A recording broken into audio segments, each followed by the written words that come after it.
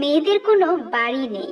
জন্মের পর যে বাড়িতে কেটেছে আমার 25টি বছর, যে বাড়ির আঙিনায় জড়িয়ে আছে আমার শৈশবের হাজারো স্মৃতি, আমার কৈশোরের উদাসীনতা আর তারুণ্যের চাঞ্চল্য।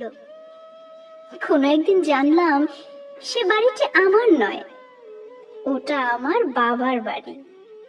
কোনো এক পুরুষের হাত ধরে আমার চিরচেনা পৃথিবীকে পেছনে ফেলে আমার অনুপ্রবেশ ঘটল নতুন এক পৃথিবীকে।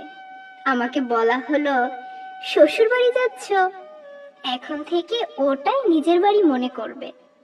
আমৃত্যু তোমাকে ওখানেই থাকতে হবে। কোনো এক পরগাছার মতো আমার পুরনো সব শিকড়কে উপড়ে ফেলে নিজেকে প্রতিস্থাপন করলাম অন্য কোনো গাছের শিকড়ে। ভাবলাম, যাক, এতদিনে নিজের একটা বাড়ি পেলাম অন্তত। এখন থেকে এটাই আমার বাড়ি, এ বাড়িতেই আমাকে থাকতে হবে। নিজের ভালো লাগা মন্দ লাগা, ইচ্ছে অনিচ্ছে, সুখ দুঃখ দিয়ে আবার সাজাতে শুরু করলাম আমার বাড়ি।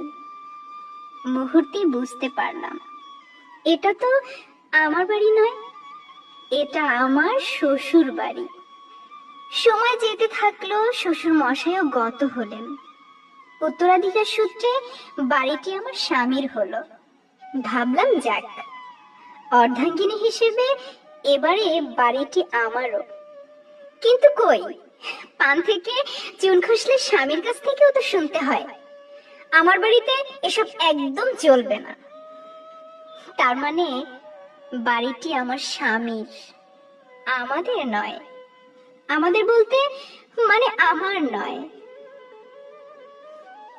ছেলে বড় হলো, ভালো চাকরি পেল, ওর বাবা আজ নেই। উত্তরাধিকার সূত্রে এ বাড়িটি আমার ছেলের হলো।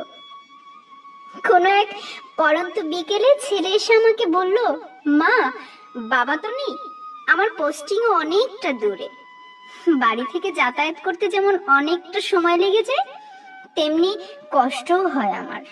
তাই ভাবছি আমার এই বাড়িটা এবার বিক্রি করে দেব, নতুন যে ফ্ল্যাটটা কিনেছি ওখানে চলে যাব।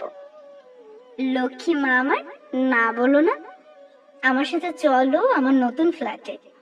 ওর মাথায় আলতো করে হাত রেখে মৃদু হেসে বললাম, পাগল ছেলে, তোর সাথে তো নতুন ফ্ল্যাটে যাব, এর চেয়ে আনন্দের আর কি হতে পারে আমার। আসলে আমি তো অভ্যস্ত হয়ে গেছি বাড়ি বদলাতে বদলাতে। প্রথমে বাবার বাড়ি, তারপর শ্বশুর বাড়ি, কোনো এক সময় স্বামীর বাড়ি, আজ ছেলের বাড়ি। এ আর নতুন কি, মেয়েদের জন্য এটাই তো নিয়ম। অতীতে আমার মায়ের কোনো বাড়ি ছিল না, আজ আমার কোনো বাড়ি নেই।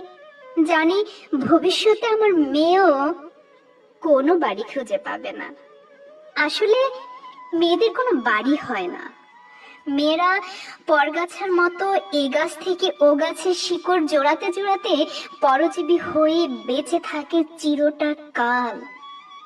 যুগ বদলেছে, নিয়ম বদলেছে, হাজার বছর গেছে, জানি সহস্র বছর যাবে আরো, কিন্তু কোনো মেয়ে নিজের বাড়ি খুঁজে পাবে না কোনোদিন।